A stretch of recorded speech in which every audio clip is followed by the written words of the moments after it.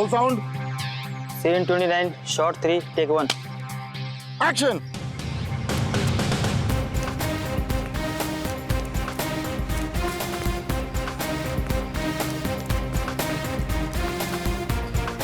अगर इन लोगों ने मुझे पकड़ लिया तो मुझे जिंदा नहीं छोड़ेंगे। मुझे कैसे भी पुलिस को फोन कर डील के बारे में इन्फॉर्म करना चाहिए। कहाँ जाऊं? हाँ हाँ, फोन बूथ।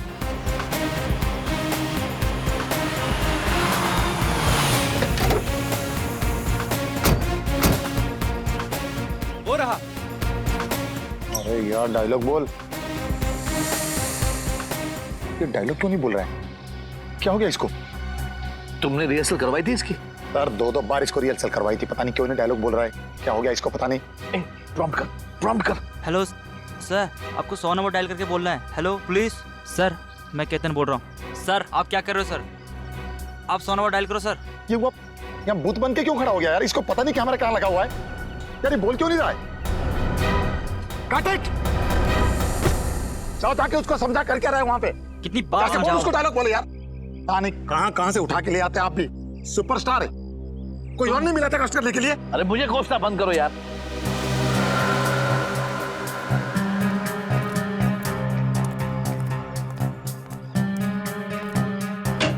सर सर अरे होश में लाओ इसे। अरे कोई पानी तो दो इसे। अरे इसे होश में लाओ। मेरे करोड़ों रुपए लगे फिल्म में, मैं लूट जाऊंगा, बर्बाद हो जाऊंगा। इसे होश में लाओ। क्या हुआ सर? एक काम करो, डॉक्टर को फोन करो। कोई डॉक्टर को फोन करो। सर रौनक सर तो मर। अरे बंद टेलीफोन बूथ में कोई मर सकता है क्या? अभी तो अच्छा खासा डायलॉग बोल रहा था ये। मुझे लगता है जरूर इसको किसी ने मारा होगा। Hello hello CID.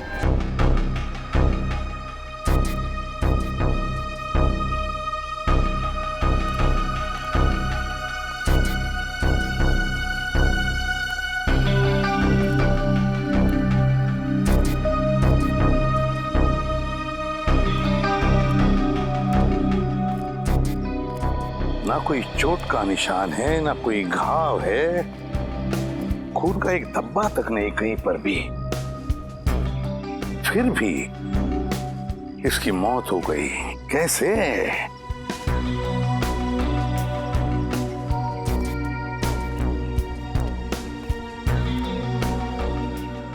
तुम्हारे कहने के मुताबिक तुम्हारी शूटिंग चल रही थी, मतलब ये यहाँ पर एक सीन चल रहा था। उस सीन में रौनक वहां से दौड़ के आया और या इस टेलीफोन बूथ में घुसा और फिर वहां खड़े खड़े मर भी गया। हाँ सर, मेरे बार बार डायलॉग प्रॉम्प्ट करने के बाद भी वहाँ से कोई रिस्पांस नहीं आ रहा था सर। फिर मैंने टेलीफोन बूथ का दरवाजा खोला सर, फिर वो मेरे ऊपर ही आकर गिर पड़े। एक बात बताओ, जब रौनक वहां से दौड़ते आया इस फोन बूथ में जाने के लिए, तब आप में से किसी को भी ऐसे लगा कि शायद रौनक को कुछ लगा हो या फिर किसी ने कुछ मारा हो जिसकी वजह से उसकी मौत हो गई इधर फोन बूथ में? नहीं सर, किसी ने उस पर कोई वार नहीं किया। क्या फोन बूथ के अंदर कुछ था जिसे हमारे आने से पहले आपने मिटा दिया हो? नहीं सर, किसी ने किसी भी चीज को हाथ नहीं लगाया। बड़ी अजीब बात है, किसी ने किसी भी चीज को हाथ नहीं लगाया, ना रौनक के साथ यहाँ पर कुछ भी हुआ, फिर भी उसकी मौत हो गई। कैसे? सर ये मरा नहीं है, जरूर इसे किसी ने मारा। वैसे आप कौन हैं? सर मैं इस फिल्म का प्रोड्यूसर हूँ। अच्छा, तो इस फिल्म के प्रोड्यूसर आप हैं और आप डायरेक्टर हैं। क्यों ये प्रोड्यूसर साहब ऐसा क्यों कह रहे हैं कि रौनक की मौत नहीं, उसे किसी ने मार डाला? सर मुझे कुछ नहीं पता सर मैं तो वहां बैठा अपना शॉट ले रहा था। रौनक जी अचानक से दौड़ते हुए और खड़े खड़े उनकी मौत हो गई। तुम्हें कुछ नहीं पता, यहाँ पर किसी को भी कुछ भी नहीं पता, फिर भी रौनक की मौत हो गई। सर हमने सुना है कि मिस्टर रौनक की हत्या हुई। आप लोग अंदर कैसे आ गए? सर हमने सुना है इस फिल्म के लिए आपने करोड़ों रुपए का फाइनेंस लिया था। अगर रौनक जी की फिल्म रिलीज नहीं हुई तो क्या आपका दिवाला निकल जाएगा? ये किस तरह के सवाल कर रहे हैं आप लोग? और आप लोग अंदर आए कैसे? सिक्योरिटी इन्हें अंदर कैसे आने दिया? सर आप बताइए। सर देखिए तहकीकात जारी है, जैसे कुछ मिल जाएगा हम आपको इन्फॉर्म कर देंगे। तब तक हमें जरा अपना काम करने दीजिए। Thank you very much. हाँ पंकज, कुछ मिला? नहीं सर, बूथ में कोई भी निशान या सबूत नहीं है। हाँ सर, सब कुछ ठीक ठाक है सर। लाश को फोरेंसिक लैब भेज दो। सर आप मेरा विश्वास कीजिए, इसे मारा गया है, इसका खून हुआ है। वो तो हम पता लगा ही लेंगे कि रौनक का खून हुआ है या नहीं, और अगर खून हुआ है तो ये भी पता लगा लेंगे कि रौनक का खून किया किसने है। समझे आप?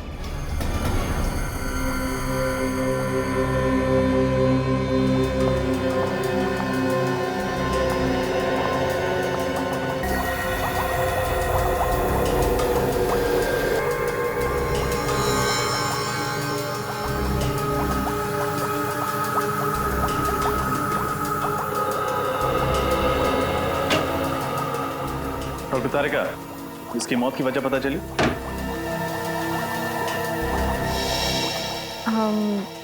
इसकी मौत दिल के दौरे की वजह से हुई है क्या? नहीं। तो फिर क्या वजह? ब्रेन हेमरेज, दिमाग में खून जम जाने की वजह से मौत हुई है इसकी। लेकिन ब्रेन हेमरेज कैसे हुआ? एग्जैक्टली, इसके सर पर कोई चोट का निशान तो है नहीं, मतलब किसी ने इसके सर पर वार नहीं किया। ये बताना थोड़ा मुश्किल है। इसके ब्रेन के एक्सरे पर ये पतली लाइन देख रहे हैं आप? हाँ, क्या है? यही तो मैं भी समझने की कोशिश कर रही हूँ। अब डॉक्टर तारिका, आप ही को समझ में नहीं आ रहा है तो फिर आप हमें क्या समझाएंगे? रजत, फिलहाल मैं सिर्फ इतना बता सकती हूँ कि रौनक की मौत दिमाग में खून जम जाने की वजह से हुई है। तो फिर हम इसे क्या समझे, खून या कुदरती मौत?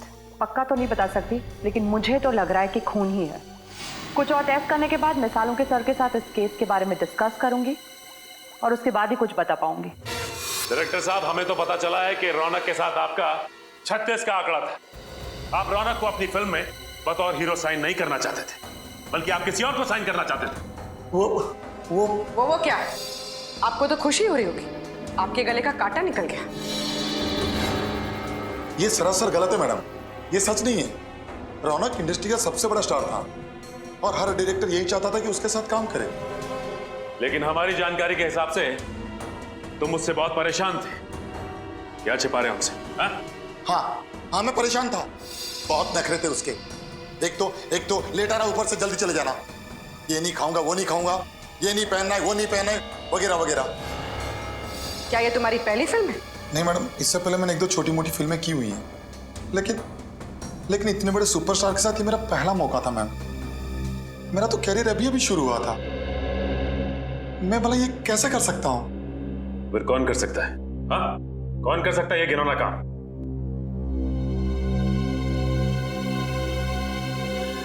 संकेत, ये क्या बकवास कर रहे हो तुम? कहीं पागल तो नहीं हो गए? मैं पागल नहीं हूँ सर, आप इनसे खुद ही पूछ लीजिए। उस दिन ये किसी बात को लेके मेकअप रूम में रौनक से झगड़ रहे थे। क्या इनका और रौनक का झगड़ा हुआ था आपस में? जी सर। तुम्हारा दिमाग खराब तो नहीं हो गया? जो मन में आए वो बके चले जा रहे हो। देखिए सर, मेरे और रौनक के संबंध बहुत अच्छे थे, बल्कि मेरे पिताजी ने रौनक के पिताजी के साथ काम भी किया था। मैंने रौनक को खुद इस पिक्चर के लिए साइन किया था, क्योंकि मैं ये बात जानता था कि रौनक अगर ये फिल्म करेगा तो मेरी फिल्म सुपरहिट हो जाएगी।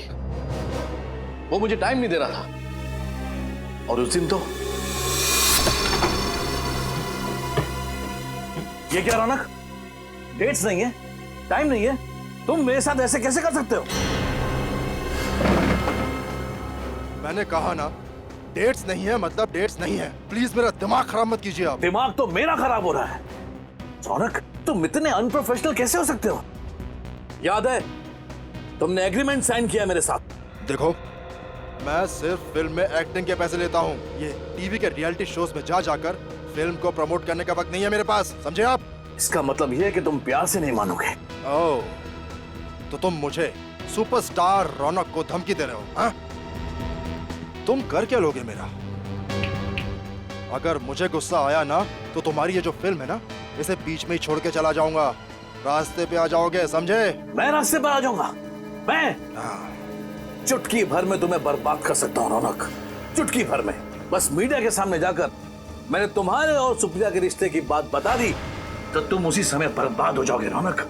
रास्ते पे मैं नहीं, तुम आओगे, तुम। सुप्रिया?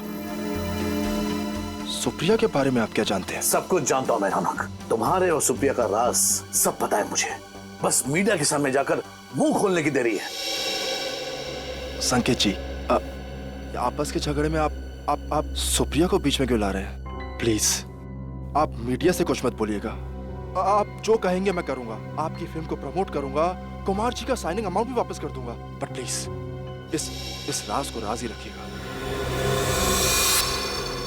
और इस ब्लैकमेल से रौनक जी डर गए। जी, उसके तो पसीने छूट गए थे। वो मुझे मुंह मांगी डेट्स देने के लिए तैयार हो गया था, पूरी तरह से कोऑपरेट करने के लिए तैयार हो गया था। अब आप ही बताइए सर कि मैं अपने ही हीरो का खून क्यों करवाऊंगा? और ये औरत सुप्रिया कौन है जिसका नाम सुनते ही रौनक इतना घबरा गया था? इन दोनों का क्या संबंध है आपस में? सर क्या संबंध था ये तो मैं नहीं जानता। एक दिन रौनक मेरे साथ ऑफिस में बैठा हुआ था, फिल्म्स के डायलॉग का नरेशन चल रहा था कि अचानक ये औरत जबरदस्ती मेरे ऑफिस में घुस आई। वो रौनक से मिलने की जिद करने लगी। वो बहुत गुस्से में थी, चिल्लाने लगी, मेरे ऑफिस में तमाशा खड़ा करने लगी। फिर उसे देखते ही रौनक का चेहरा सूख गया। वो उसके सामने कुछ बोल ही नहीं पा रहा था। फिर उसके साथ अकेले में बात करने के लिए रौनक उसे खींचकर दूसरे कैबिन में ले गया। मतलब आपने उन दोनों की बातें नहीं सुनी? जी नहीं, पर मैं ये समझ गया कि रौनक कोई बहुत बड़ा राज छुपा रहा है। इसीलिए मैंने उसे झूठ मूठ कह दिया कि मैंने दरवाजे के बाहर उसकी सारी बातें सुन ली हैं और मुझे उसके राज का पता चल चुका है। तो ये बात है।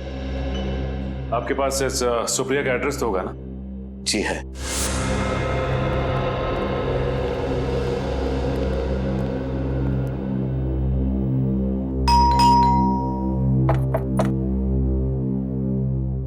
क्या बात है सर, कब से बेल बजा रहे हैं, कोई दरवाजा नहीं खोल रहा। लगता है कोई घर में नहीं है। ठीक है, बिन बुलाए मेहमान बन जाते हैं।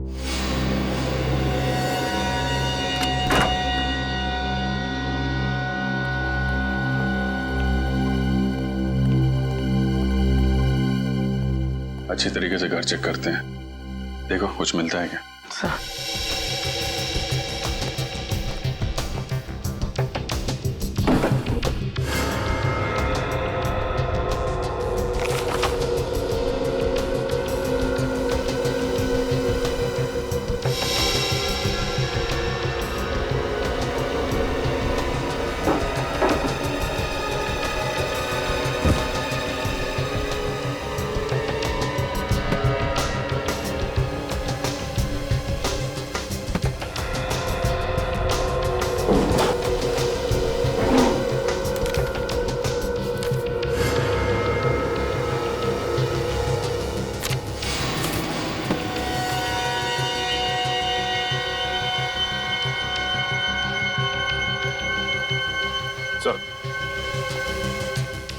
ये देखिए सर, रौनक और सुप्रिया की फोटो उस कमरे में किताब के अंदर छिपा के रखी थी।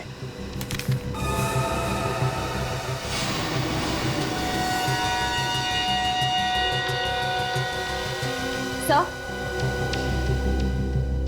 सही है, देखिए।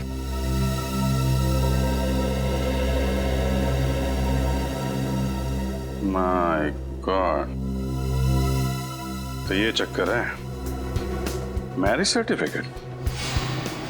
सर रौनक जी और सुप्रिया जी शादीशुदा थे। पर अगर सुप्रिया रौनक की बीवी थी तो ये बात इतने सालों तक उसने लोगों से छुपा के क्यों रखी?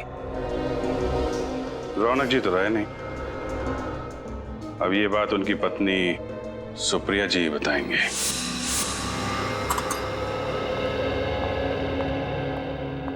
मैम, यस प्रिया।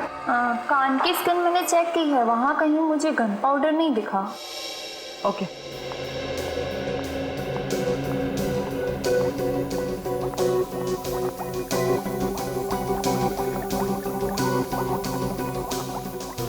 तो फिर हम लोग चलते हैं? नहीं मतलब यहाँ रुकने का कोई फायदा मुझे तो नहीं दिख रहा। फायदा है रजत। क्या? इंतजार खत्म हुआ आप लोगों का। रौनक की मौत गोली से हुई है। गोली से? डॉक्टर तारिका, पहले आपने कहा था कि मौत खून जम जाने के कारण हुई थी, और अब गोली से? मैंने टेस्ट किया है, इसकी मौत गोली से ही हुई है। लेकिन उसके शरीर पर कहीं गोली लगने का निशान तो है नहीं। ना ही कहीं से खून निकला है, फिर गोली से कैसे मौत हुई? क्योंकि ये एक अजीब तरह की गोली है, बिल्कुल सुई जितनी पतली। रौनक के दिमाग में एक तरफ से घुसी और दूसरी तरफ से बाहर निकल गई। अब आप ये भी बता दीजिए कि गोली चली कहाँ से? ये ढूंढना तो आप लोगों का काम है ना। वैसे फोन बूथ के बाहर से चली होगी। फोन बूथ का कांच बिल्कुल सही सलामत है। सर, हो सकता है कांच में छेद इतना छोटा हो कि हमें दिखाई ना दिया हो सकता है श्रेय। एक काम करते हैं, फोन बूथ के कांच को एक्सपर्ट से चेक करवाते हैं। पता चल जाएगा गोली बाहर से चली थी या अंदर से। फोन बूथ के ग्लास से कुछ पता चला क्या? नहीं सर, अभी तक 3 कांच की जांच हो चुकी है, चौथी की जारी है। इसमें एक जेल है, इसे हम इस कांच के ऊपर डालेंगे।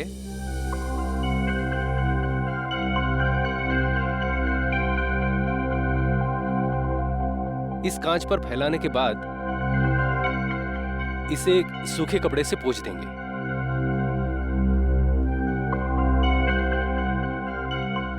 अगर कांच में कहीं भी कोई क्रैक या छेद हुआ तो ये जेल उस कांच के अंदर जाकर अटक जाएगा और हमें पता चल जाएगा कि इस कांच में वो छेद कहां पर है। सर, हमने टेलीफोन बूथ को अच्छी तरह से चेक किया था, अंदर कोई सुराग नहीं था।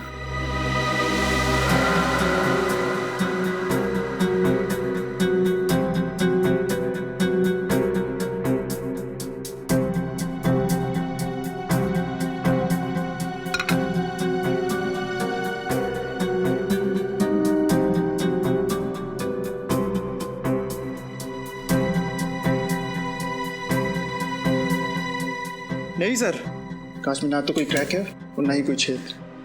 कमाल है, लेकिन ये कैसे हो सकता है? बाहर से कोई भी हथियार बूथ के अंदर आया ही नहीं, फिर ये खून हुआ तो हुआ कैसे?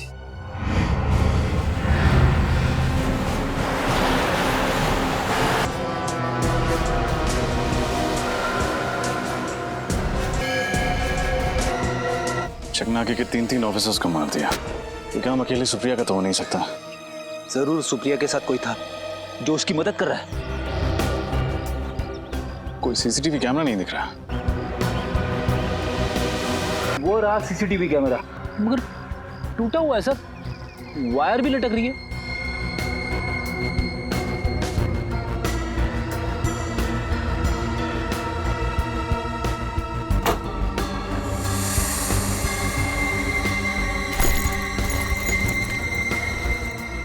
लेडीज बैग, शायद सुप्रिया की होगी।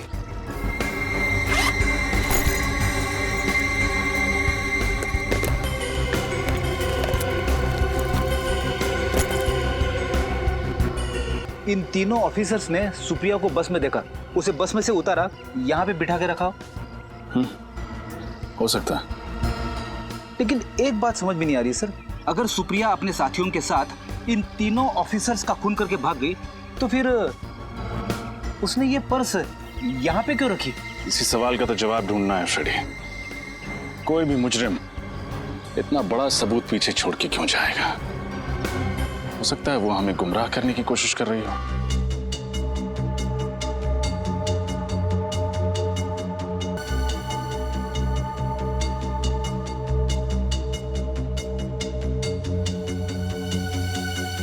डॉक्टर तारिका, वो सुई जैसी गोली रौनक के एक कान में घुसी और दूसरे कान से निकली, और निकली बड़ी तेजी से।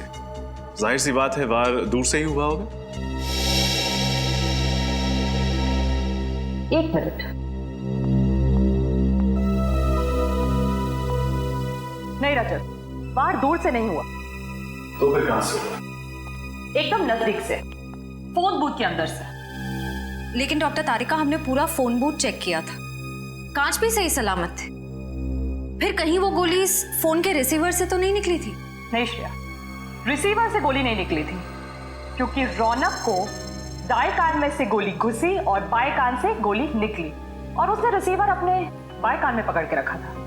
यानी जो कुछ भी था जिसमें से वो गोली निकली थी वो दाएं कान के करीब था। हाँ। हमें फिर से उसी जगह जाना पड़ेगा जहां पे रौनक की लाश मिली थी।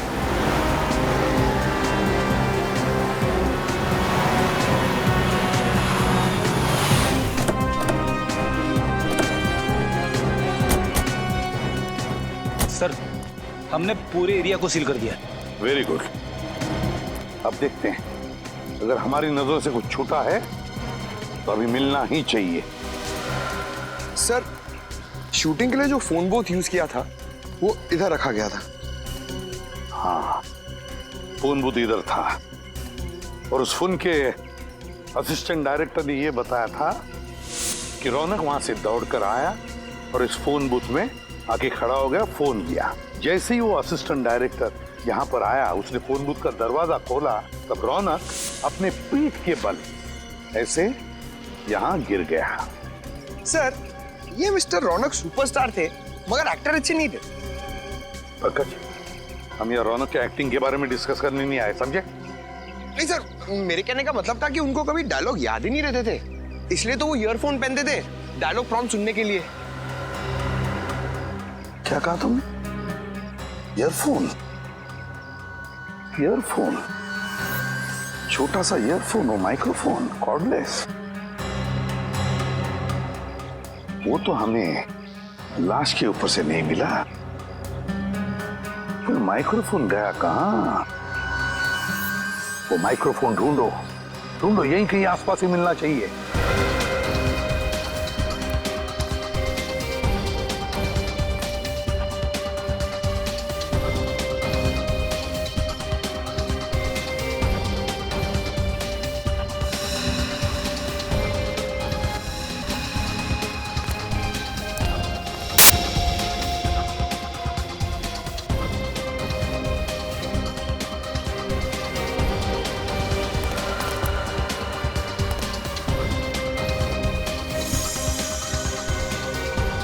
सर,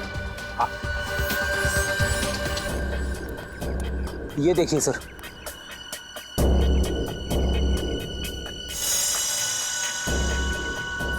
यही तो है वो माइक्रोफोन, यही है। उठाओ इसे, संभल के, ध्यान से।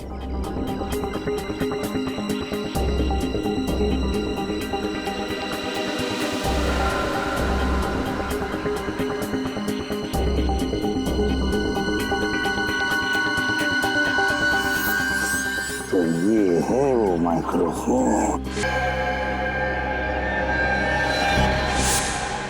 देखो कितना छोटा सा माइक्रोफोन है, कितना छोटा सा। लगता है कुछ गड़बड़ है इस माइक्रोफोन में। जरा मैग्नीफाइंग ग्लास देना तो।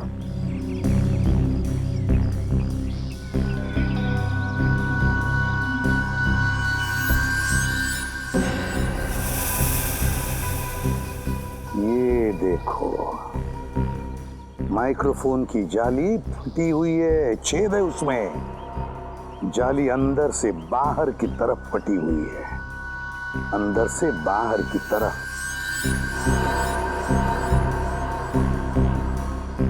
अंदर से बाहर की तरफ फटी हुई है, इसका मतलब है इस माइक्रोफोन के अंदर कोई ऐसी चीज फिट की गई थी जो बड़े जोर से अंदर से बाहर की तरफ आई।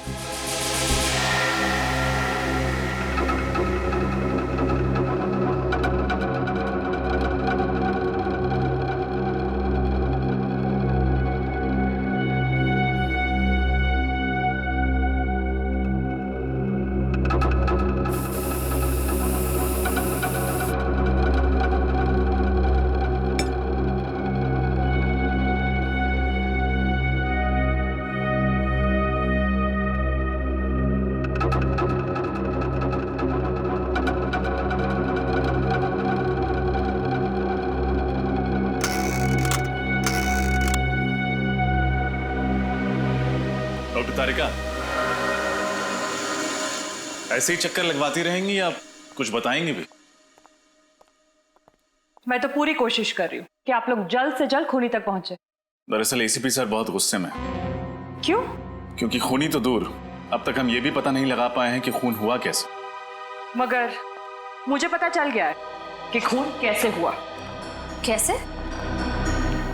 इस ईयरपीस पर कोई लोहे की चीज, पिन या सुई वगैरह लगी हुई थी, जो रौनक के ब्रेन के आर पार हो गई। आप ये बात इतने यकीन के साथ कैसे कह सकते हैं? इस ईयरपीस पे ये छोटा सा छेद तो आप लोग देख रहे हैं। इस जाली के लोहे के अंश रौनक के भेजे में मिले लोहे के अंश से मैच होते हैं। इसका मतलब वो चीज जाली से निकलकर रौनक के कान से होते हुए उसके दिमाग में घुस गई। हाँ, लेकिन इतना शक्तिशाली वार करने के लिए इस ईयरपीस में कोई यंत्र, कोई ट्रिगरिंग डिवाइस तो होगा जिसने फोर्स के साथ उस पिन को बाहर फेंका होगा। नहीं, इस पे ऐसा कोई ट्रिगर नहीं है।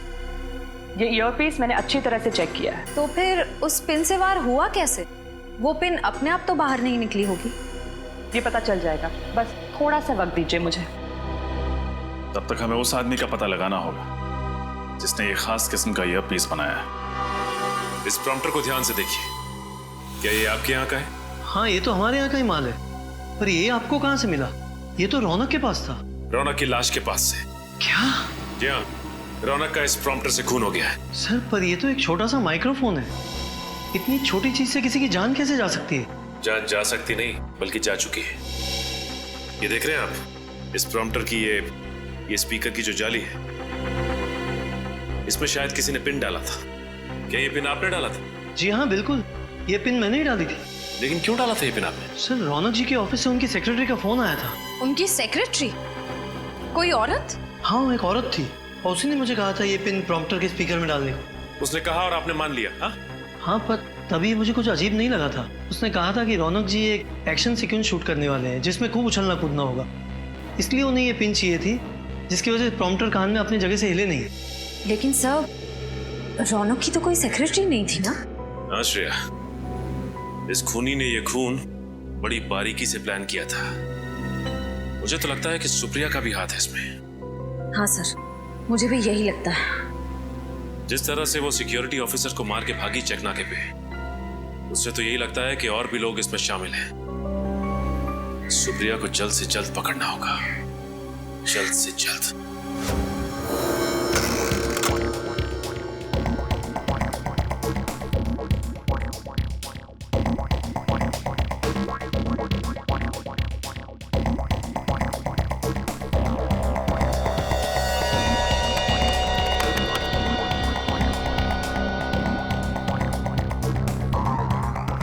डॉक्टर तारिका, उस ईयरपीस में कोई यंत्र था या नहीं, कुछ पता चला?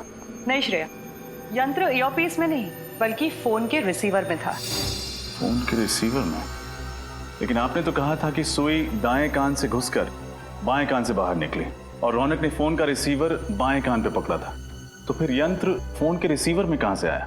दरअसल सुई ईयरपीस से बाहर फेंकी नहीं बल्कि फोन के रिसीवर से खींची गई थी। खींची गई थी मतलब? आइए मैं दिखाती हूँ।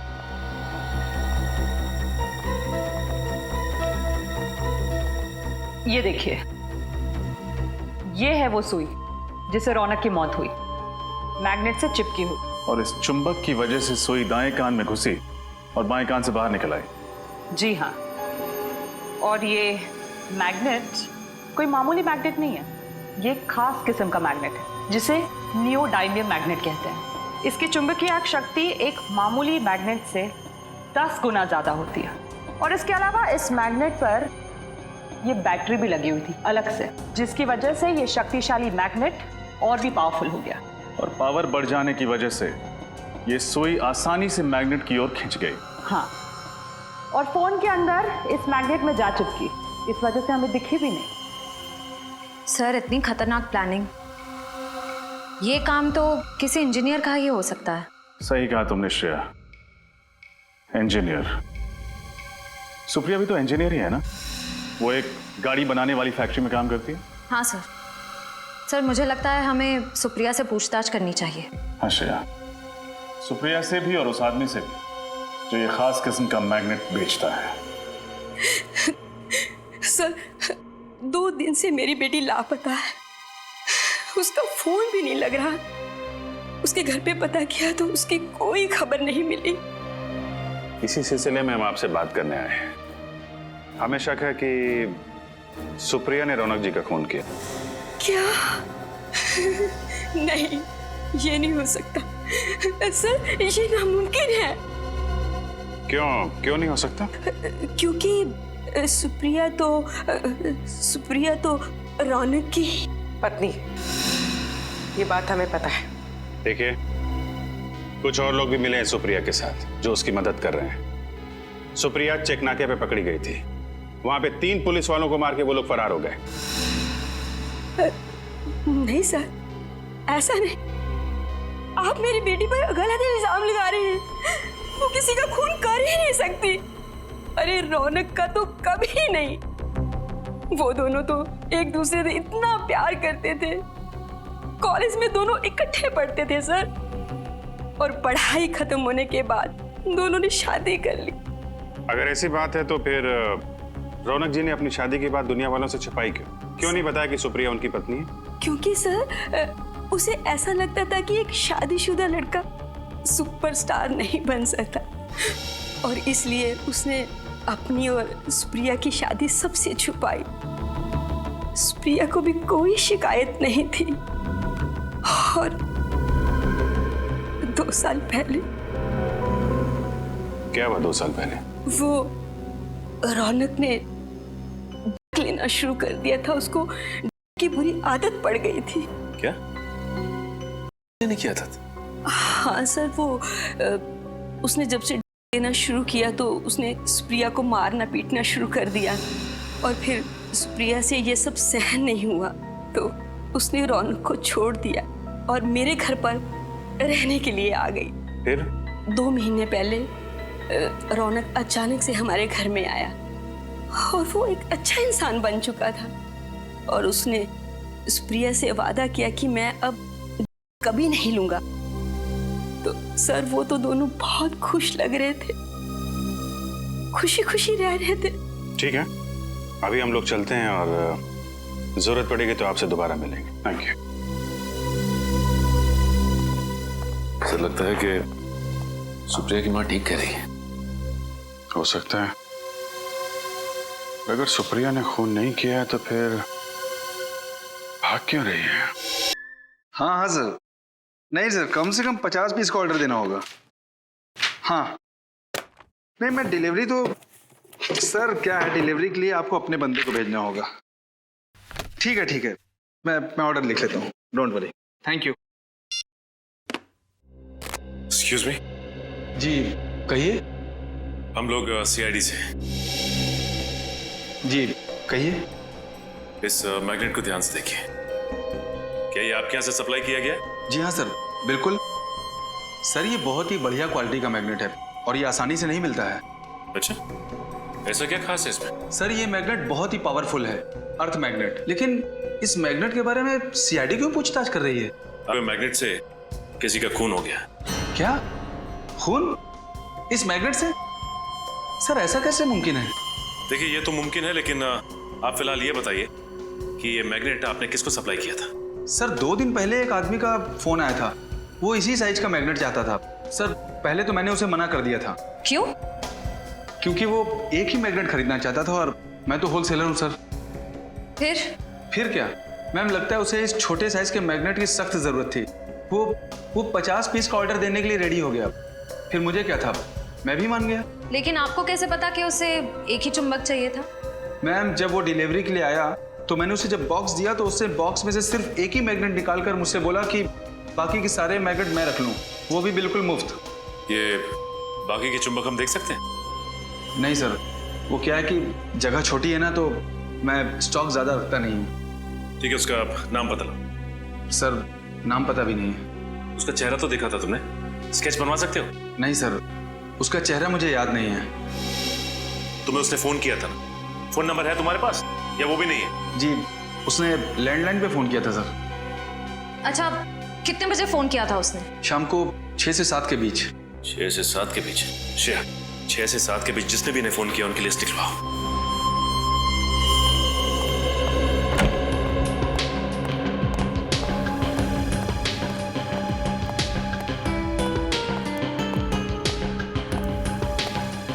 सर मैंने उस मैग्नेट सप्लायर के सारे कॉल रिकॉर्ड्स चेक किए। इस सीडी में वो सारे नंबर्स हैं जिनसे उस मैग्नेट सप्लायर को उस शाम कॉल्स किए गए थे।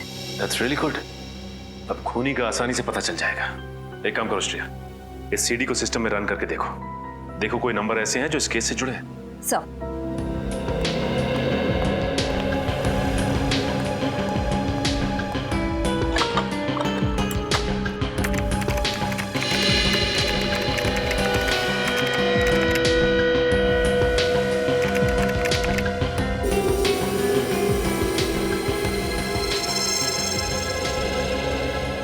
ओह नो सर। श्रेया, इसका नंबर है? सर उस शाम 6 से 7 के बीच इस लैंडलाइन नंबर से कॉल किया गया था और ये नंबर उस ऑटोमोबाइल कंपनी के नाम रजिस्टर्ड है जिसमें सुप्रिया काम करती है। ये क्या चक्कर है? मगर सुप्रिया की माँ को तो पूरा यकीन है कि सुप्रिया बेकसूर है। हाँ सर, और रौनक की मौत से सुप्रिया को कोई फायदा नहीं होने वाला था। इनफैक्ट 2 महीने पहले दोनों में सुलह भी हो गई थी। शायद ये भी तो हो सकता है कि रौनक की प्रॉपर्टी के लिए सुप्रिया ने उसका खून कर दिया। लेकिन सर रौनक ने अपनी सारी प्रॉपर्टी, सारे इन्वेस्टमेंट सुप्रिया के नाम कर दिए थे। उसके सारे डॉक्यूमेंट्स मुझे सुप्रिया के कमरे से ही मिले थे। कमाल है, अगर सुप्रिया को पहले से ही पता था कि रौनक ने सारी प्रॉपर्टी उसके नाम कर दी है तो फिर वो रौनक क्यों मारेगी? सर यही तो समझ में नहीं आ रहा। एक काम करते हैं श्रेया, इस सुप्रिया के ऑफिस चलते हैं, क्योंकि ये फोन सुप्रिया के ऑफिस के लैंडलाइन से आया था, उसके मोबाइल से नहीं। मतलब बात कुछ और ही है। एक्सक्यूज मी, यहाँ का इंचार्ज कौन है? जी मैं यहाँ का सुपरवाइजर हूँ परेश। क्या बात है सर? देखिए हम लोग सीआईडी से और एक खून की तहकीकात कर रहे हैं।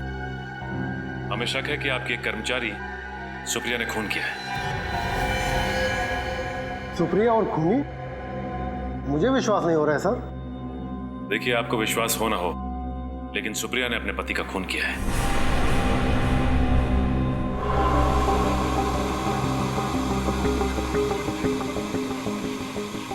सर ये टीवी 2 दिन से बिगड़ गया है, इमेज बराबर नहीं आ रही है। ये तो अच्छा हो गया कि यहाँ के मालिक मिस्टर शेखर यहाँ पे 2 दिन से आए नहीं है इस केबिन में। इसका मतलब ये टीवी आपको 2 दिन से प्रॉब्लम दे रहा है? हाँ जी हाँ।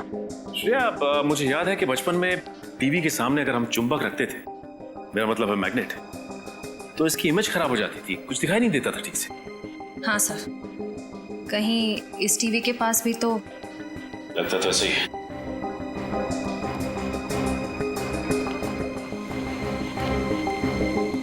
ये आप क्या कर रहे हैं सर?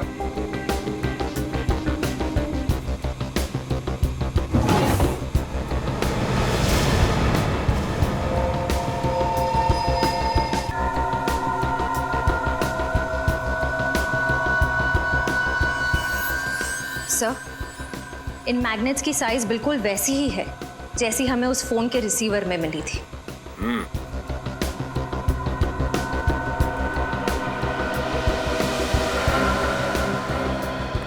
ये मैग्नेट यहाँ पे कहाँ से आया? सर मैं नहीं जानता ये मैग्नेट कहाँ से आया। मैंने पूछा ये मैग्नेट यहाँ पे कहाँ से आया था? क्या जरूर कोई ना कोई आया था? सर 2 दिन पहले मिस्टर शेखर आए थे यहाँ पे रात को ये मैग्नेट्स लेकर।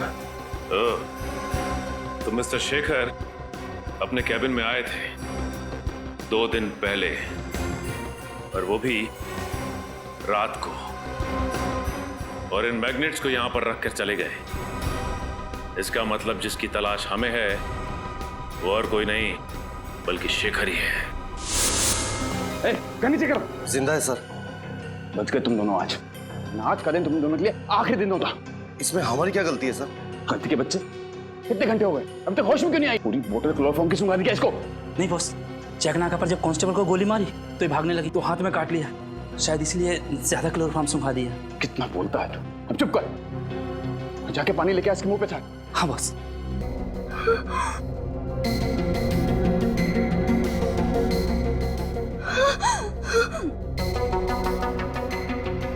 शेखर, होश में आते ही पहचान लिया। सही कहा तुमने, सही मायने में आज पहचाना है तुम्हें। क्या करूं डार्लिंग, मैं मजबूर था। वो कहते हैं ना, प्यार और जंग में सब कुछ जायज है। मुझे माफ करना प्लीज।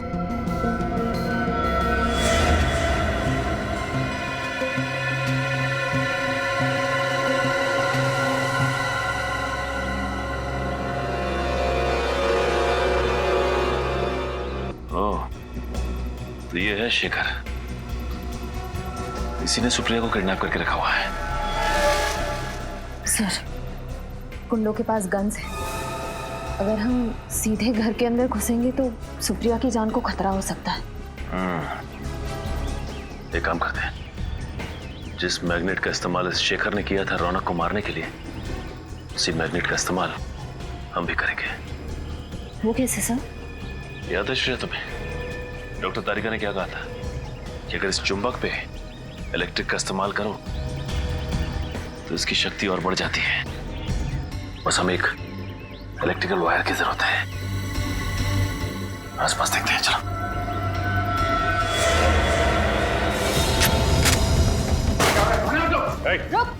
क्या हो रहा है? कौन है आप लोग? सीआईडी।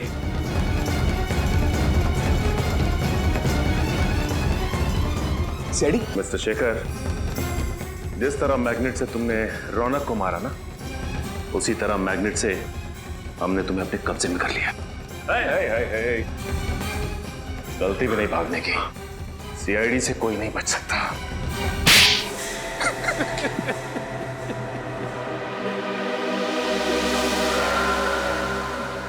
मैं सुप्रिया को पागलों की तरह चाहता था, लेकिन जब उसने मुझसे शादी करने के लिए इनकार कर दिया तो मुझे बहुत गुस्सा है। मगर सुप्रिया तो शादीशुदा थी ना, उसकी रौनक से शादी हो चुकी थी।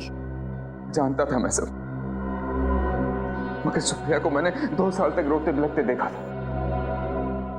वो जिंदगी से निराश हो चुकी थी, तब मैंने उसे संभाला था। वो तो अपने ड्रग एडिक्ट पति को तलाक भी देने वाली थी। उसके बाद हम दोनों शादी करने वाले थे, मगर अचानक एक दिन अचानक रौनक ने अपने की आदत छोड़ दी। वो सुधर गया था और अपनी पत्नी को वापस पाने के लिए वो अपनी शादी का ऐलान करने को भी तैयार हो गया। हाँ, सुप्रिया ने रौनक को माफ कर दिया था और वो उसके पास वापस चली गई। मेरे प्यार और एहसान को भूल चुकी थी वो। मैं बहुत गिड़गिड़ाया, सुप्रिया को पाने की पूरी कोशिश की, लेकिन उसने मुझसे कहा कि वो रौनक से बहुत प्यार करती और वो उसे छोड़कर मेरे पास कभी नहीं आएगी। और इसलिए तुमने रौनक का खून कर दिया और सुप्रिया से शादी करने की प्लानिंग कर ली। अगर तुम सुप्रिया को चाहते थे, उससे प्यार करते थे, तो रौनक के खून के इल्जाम में उसे फंसाया क्यों तुमने? क्योंकि मुझे लगा कि चेक नाका के ऑफिसर्स के खून के बाद सीआईडी को लगेगा कि असली खूनी सुप्रिया ही है। मैं सुप्रिया को कानून से बचाता और फिर सुप्रिया को भी लगता कि जेल जाने से अच्छा वो मेरे साथ अंडरग्राउंड हो जाए और फिर सारी जिंदगी वो मेरे एहसानों के तले दबी रहती। शर्म आनी चाहिए तुम्हें। सच्चा प्यार वो होता है जिसमें लोग एक दूसरे के लिए बलिदान देते हैं, लेकिन तुमने सुप्रिया को पाने के लिए उसके पति का खून कर दिया। अब कानून इस जुर्म के लिए तुम्हें सिर्फ और सिर्फ फांसी देगा।